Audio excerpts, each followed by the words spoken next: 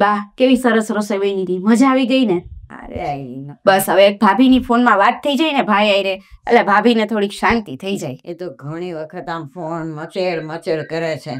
મને કે ફોન નથી લાગતો, ફોન નથી લાગતો. હું કહું પણ બા હા હું થયું પણ અરે યાર ફોન આવ્યો તો છે સરખું બોલો ભાભી, કોનો ફોન આવ્યો હતો? પોલીસ વાળાનો ફોન આવ્યો હતો. પોલીસ વાળાનો? પોલીસ વાળાનો? તો એમાં તમે આટલા શું ગભરાઈ ગયા છો? પોલીસ વાળાનો સરખું બોલો. પોલીસ વાળાએ એવું કીધું કે મુસાફરી દરમિયાન રેલવેમાં તમારા ભાઈનું એક્સિડન્ટમાં મોત થયું. ભાઈનું એક્સિડન્ટ થયું બા? એમાં ખબર નહીં અનેક લોકો મરી ગયા છે અને એમાં આપણા ભાઈ પણ છે.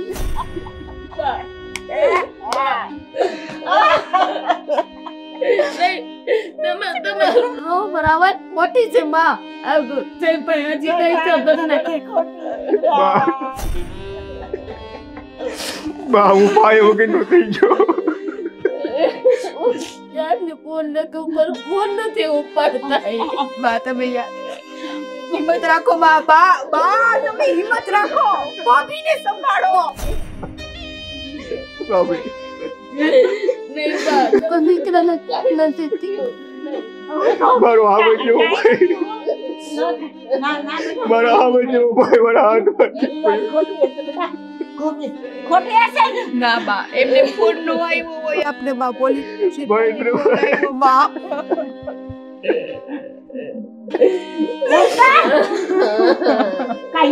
મોટા ભાઈ મારે સામે જો તમે જાઓ, ભાઈને લઈ આવો, હિંમત રાખો. તું જા અને જલ્દી કે પાસ કર. મારી હિંમત નથી આવતી. મને તમારો ભાઈ જલ્દી હું જાઉં છું પણ મારી હિંમત નથી આવતી. હવે હિંમત તો હાલી. નહીં તમારા ભાઈને કઈ નથી થયું. કીધું રે કોકર તું ચાલે કેવા બતા નથી કોઈ. મોટા ભાઈ જાઓ તમે જલ્દી જાઓ. બા को तारा समाचार कहने नहीं जा.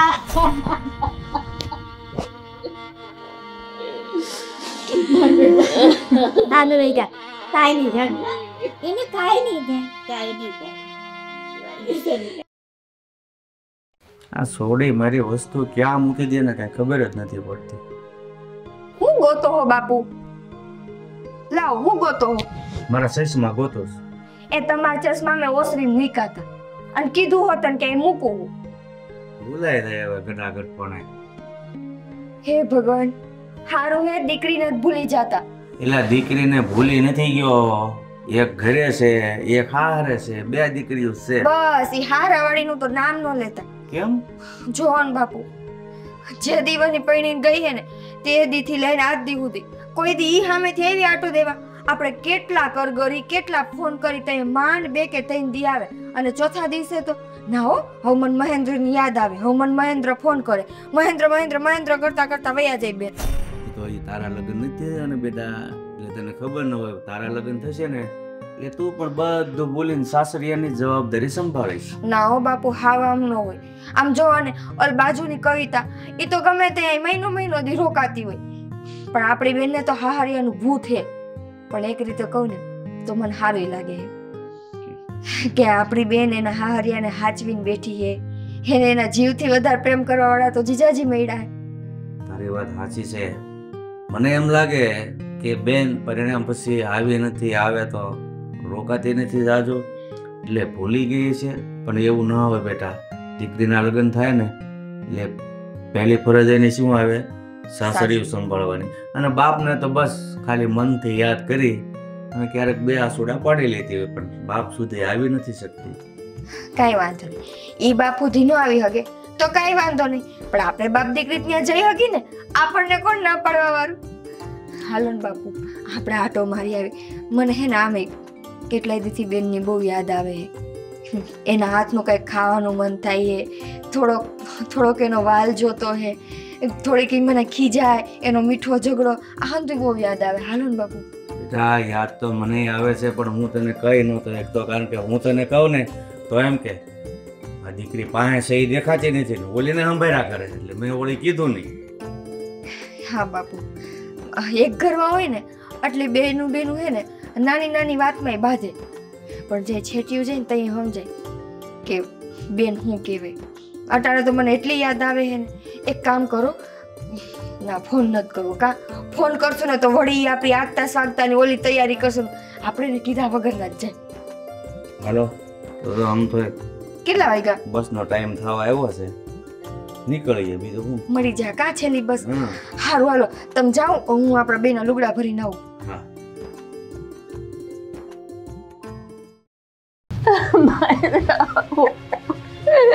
ઉઠો ને તમે. બા તમારા દીકરાને કયો ન ઉઠે.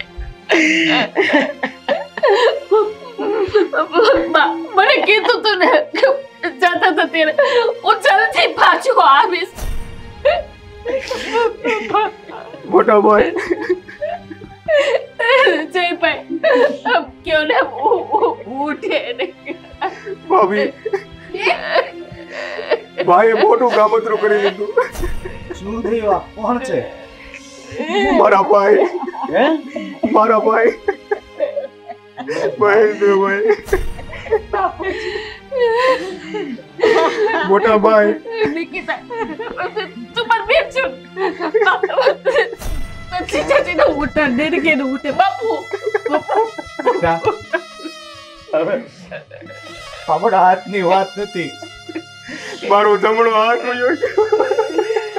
તમારે જવું તો તમારે મૂકીને ઉકાવે ગયા પછી લઈ જાવ. મોટા ભાઈ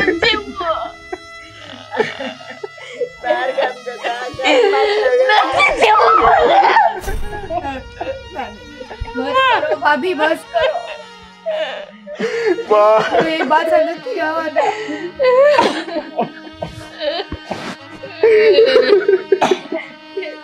મારા મોટા ભાઈ મને મૂકી દે કોઈ. ધીરજ રાખો ભાઈ. કેવી રીતે જીવા? મોટા ભાઈ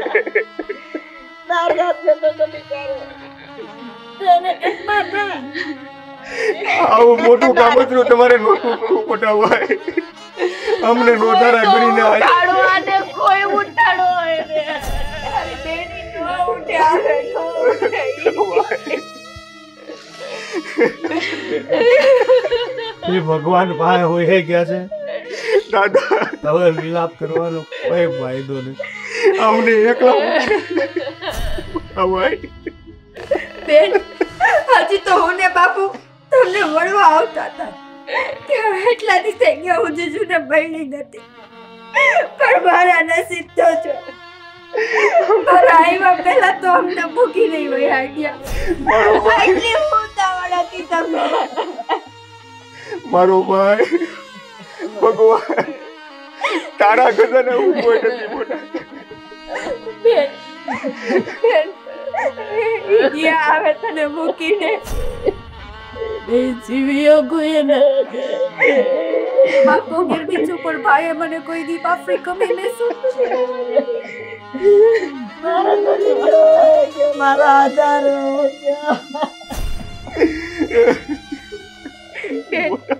હિંમત રાખ, તારે હવે જીવવું પડશે એના વગર. બરાબર તમે મારી જશો તો કેવું હશે બા? નથી બરાબર હિંમત. જે મારી હિંમત હતી તો મને છોડીને જતો રહ્યો. પાપી હવે બધા શાંત થાવ. અને હાલ ભાઈ આપણે અંતિમ ક્રિયાની તૈયારી કરીએ. ચાલ હા. મોટા ભાઈ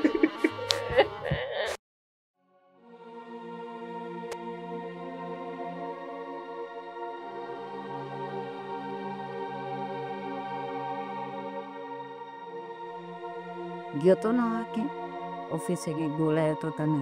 હા આ ટ્રેનમાં ભાઈનું એક્સિડન્ટ થયું ને એમાં સરકારે 25 લાખ રૂપિયા આપે છે. હા 25 લાખ રૂપિયા? હા અને એ વાવડ મને ગામમાંથી મળ્યા છે એટલે એના હાટું હું છે ને કાલ કા પમદી જઈશ. એ દી બોલાયો તને? એણે તો મને પ્રમદીનું કીધું છે પણ હું કાલ જાઉં ને અથવા પ્રમદી જાય તો 25 લાખ રૂપિયા મંજૂર થયા છે તો 25 લાખ રૂપિયા હું લઈ આવી. હા હા લે. પણ હું તમને શું કહું, ક્યાં ગયા બધા, કેમ કોઈ દેખાતું નહીં? તું બંને હવે અંદર ક્યાં ખસે. સારું, ભાઈ ગુજરી ગયા ને 1 મહિનો થઈ ગયો કાંબા. બરાબર. જો આ 25 લાખ આવે ને તો બેંકમાં મૂકી દેજે. તો એ આટલા બધા 25 લાખ રૂપિયા એ ઘરમાં થોડા રખાવ્યા? અને એ તમે કદાચ મને કીધું ન કીધું હોત તો 25 લાખ રૂપિયા હું બેંકમાં જ મૂકવાનો હતો. હા મૂકી દેજે નિરાતે ઘસાની. શેની વાત કરું છો બાપ? 25 લાખની?